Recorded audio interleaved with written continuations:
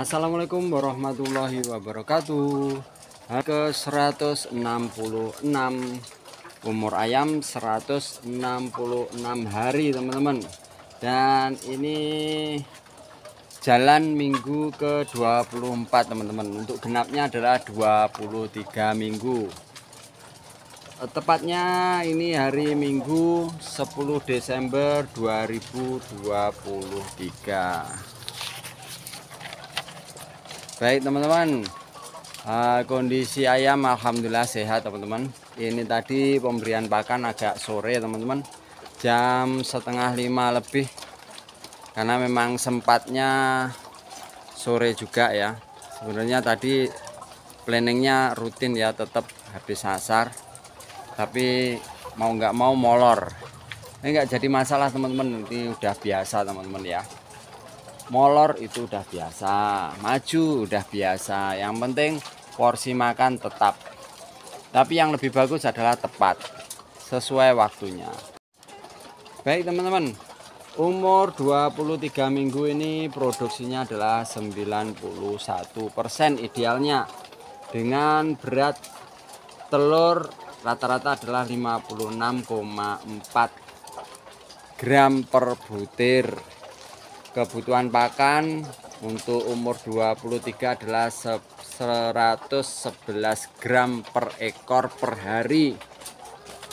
Kalau umur 24 minggu ini adalah 112 gram per ekor per hari. Selisih sangat sedikit teman-teman ya, karena ini udah mulai stagnat, tidak ada selisih yang cukup besar.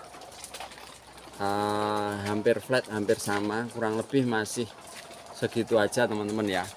Terus untuk produksi kita seperti masih kemarin ya, kemarin terakhir produksinya adalah 63% teman-teman.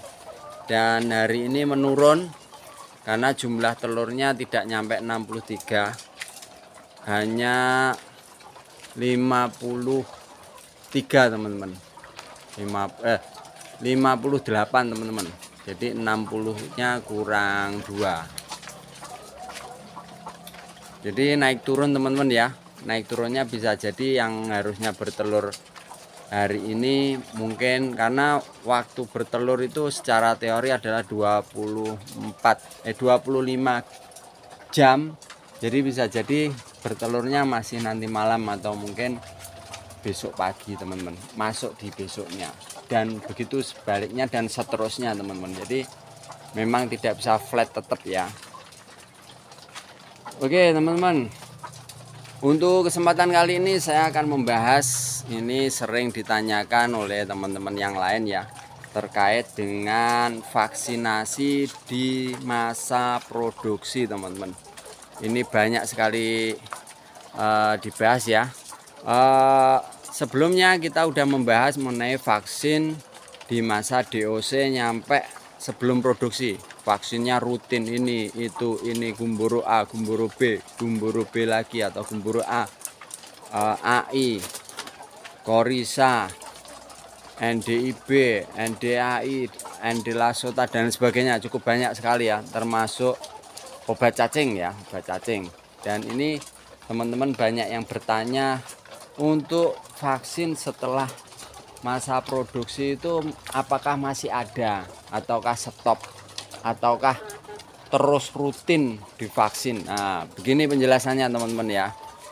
Kembali lagi, wah ada yang ketinggal ya, tertinggal satu. Ini telurnya, nanti kita masukkan lagi, berarti lebih ini untuk produksinya. Oke lanjut, kembali lagi. Fungsi vaksin itu sendiri teman-teman, fungsinya adalah untuk pencegahan, bukan pengobatan tapi pencegahan, tapi bisa jadi berefek mengobati kan gitu. Oke, untuk masa produksi kita itu ngikut standar yang ngikuti pabrikan, ngikuti pembelajaran, ngikuti teman-teman, ngikuti yang sudah berjalan saja teman-teman. Jadi kita tetap ada vaksin teman-teman ya, tapi tidak serutin dan sebanyak waktu masa-masa DOC nyampe sebelum produksi, nyampe grower itu ya. Tidak serutin itu, tidak setiap minggu, seminggu sekali kan gitu. Ini lebih jarang ya. Untuk masa produksi yang perlu kita lakukan adalah vaksin ulang terhadap ND, AI, dan IB teman-teman. ND, AI, dan IB. Waktunya kapan? Nah, vaksin ulang ND dan IB dilakukan setiap 1-3 bulan menggunakan vaksin aktif.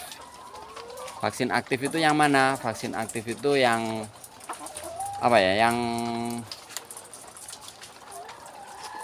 Yang harus dicampur itu ya.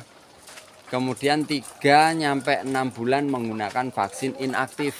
Vaksin inaktif itu yang langsung disuntikan kalau tidak salah, atau enggak kebalik ya. Kita cek nanti. Gitu. Dalam catatan gini, vaksin ulang ND dan IB dilakukan 1-3 bulan.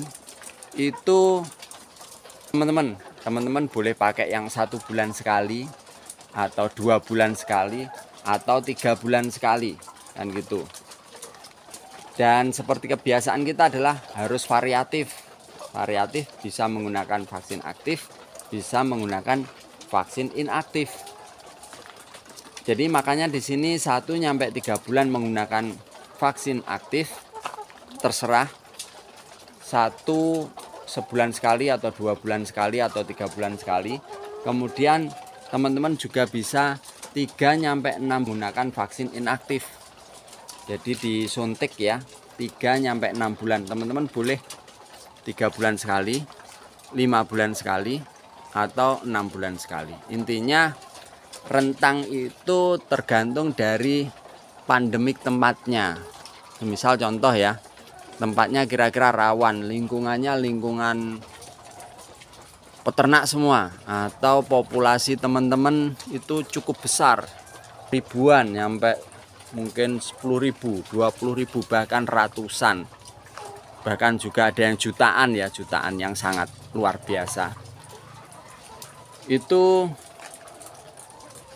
teman-teman bisa lakukan sesuai kapasitas. Kalau sedikit kita bisa pakai rentang yang paling panjang aja teman-teman. Populasi kecil kita pakai rentang paling panjang, 3 bulan sekali atau 4 bulan sekali. Bahkan saya kadang-kadang saya abaikan, jarang vaksin, atau bahkan lupa kan gitu, lebih dari 3 bulan. Tapi yang bagus adalah rutin teman-teman.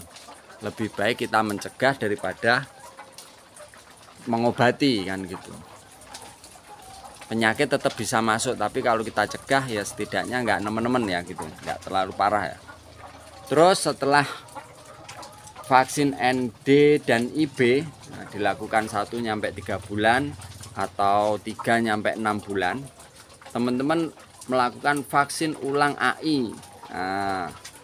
Minimal 2 kali, umur 32-34 minggu. Jadi umur 32 minggu, atau 33 minggu, atau 34 minggu gitu, atau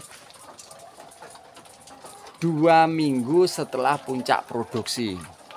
Jadi puncak produksi semisal teman-teman di angka 27, ngikuti standar ya, 27, 2 minggu kemudian berarti kurang lebih 2 minggunya berarti kan 29 ya, 29 boleh dilakukan, 29 boleh NDAI, vaksin ulang AI ya, 32 tadi boleh, atau 34 boleh. Dan ya umur 47 atau 48 atau 49 teman-teman. Jadi 10 minggu kemudian kan gitu, 10 minggu kemudian atau 20 minggu kemudian kan gitu, atau 15 minggu setelah vaksin AI keempat. Jadi vaksin AI dilakukan minimal 2 kali, boleh di umur 32 contoh, atau 47 boleh gitu. Jarang gitu loh, digangi sangat panjang kan gitu. Karena di sela-sela itu kan kita ada vaksin ND dan IB. Nah gitu. Vaksin ND dan IB itu vaksinnya satu vaksin ada loh teman-teman, ND IB kan gitu, bukan teman-teman terus vaksin ND terus beli lagi vaksin IB kan gitu. Ada NDIB itu jadi satu, itu ada. Terus keterangannya adalah untuk penentuan waktu vaksin, baik vaksin ND, AI, dan IB, ini lebih tepat sebaiknya dilakukan monitoring titer antibodi setiap bulan. Monitoring titer itu biasanya dilakukan oleh dokter hewan. Dokter hewan atau dokter yang biasa jual produk obat-obatan ke peternak gitu. Atau dari Medion. Nah, atau dari apa ya, yang biasa keliling itu siapa ya namanya, apa tukang kontrol ayam itu loh ya, yang dari pabrikan ya, itu biasanya melakukan vaksin atau monitoring titer. Jadi diambil sampel darahnya beberapa titik ayam, kemudian entah diapakan di laboratorium atau dicek ya, terus ini sebaiknya vaksin atau tidak, masih dalam taraf harus atau sedang atau enggak harus kan gitu. Itu boleh. Itu intinya seperti itu ya. Jadi setelah masuk masa produksi, ini vaksinnya ada ND, AI, dan IB. Ada 3 macam itu. Teman-teman bisa lakukan 1-3 bulan sekali, terserah. Kalau teman-teman bingung, gampangnya gini, 3 bulan sekali vaksin ini, 3 bulan kemudian vaksin ini, 3 bulan kemudian vaksin ini, gitu aja teman-teman, nggak usah bingung. Lebih gampangnya itu. Atau kalau agak lebih selektifnya lagi, 3 bulan vaksin ini, seminggu kemudian vaksin ini, seminggu kemudian ganti lagi vaksin ini, kemudian 3 bulan berikutnya diulangi lagi, seperti itu. Boleh seperti itu. Intinya sering-sering kita vaksin kan gitu. Terus ada catatan lagi di samping vaksin, pemberian obat cacing setiap 3 bulan sekali. Agar penentuan waktu lebih tepat, sebaiknya dilakukan uji feses untuk memeriksa telur cacing. Jadi teman-teman memberikan obat cacing tiap 3 bulan sekali kalau mau rutin. Ya, tapi kadang saya lebih kan gitu, macam-macam. 3 bulan sekali itu di obat cacing. Kalau saya pakai cair itu teman-teman, Vermixon. Tapi ada juga obat cacing yang dicampur dengan pakan.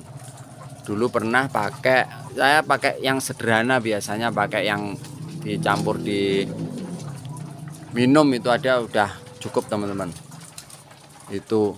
Tapi kalau kan biasanya kita lihat ya, diuji kotorannya gitu, biasanya teman-teman yang melakukan itu minta tolong ini seperti apa kotorannya, mereka yang tahu, saya nggak begitu paham juga ya. Terus juga dilihat dari telurnya ada bintik-bintiknya atau tidak. Kalau banyak bintik-bintik merahnya itu biasanya cacingan katanya kan gitu ya. Ngikuti itu aja teman-teman gitu. Itu di vaksin di obat cacing. Obat cacingnya bisa diberikan melalui minum atau bisa diberikan melalui pakan, dicampur dengan pakan. Dulu pernah melakukan dicampur dengan pakan, itu agak sedikit drop biasanya. Drop sehari 2 hari, selanjutnya tapi nggak drop, sangat drop ya. Selanjutnya naik lagi kan gitu. Biasanya ada dropnya kalau pakai vaksin yang dicampur di pakan. Makanya saya lebih gampangnya kalau cacing ya kasih yang diminumkan itu aja gitu. Baik teman-teman, mungkin itu aja yang bisa saya sampaikan teman-teman ya. Mudah-mudahan ini udah bisa terwakili memberikan penjelasan atau memberikan jawaban dari pemikiran teman-teman yang lain ya, mengenai setelah masa produksi masih ada vaksin lagi atau tidak teman-teman. Nah gitu. Intinya vaksin boleh dilakukan, boleh tidak kan gitu. Tapi kalau mau ngikuti yang kita ngikuti yang udah yang berhasil aja, tinggal ngikut gitu aja. Nggak usah uji coba, kalau uji coba nanti resiko kan gitu. Oke.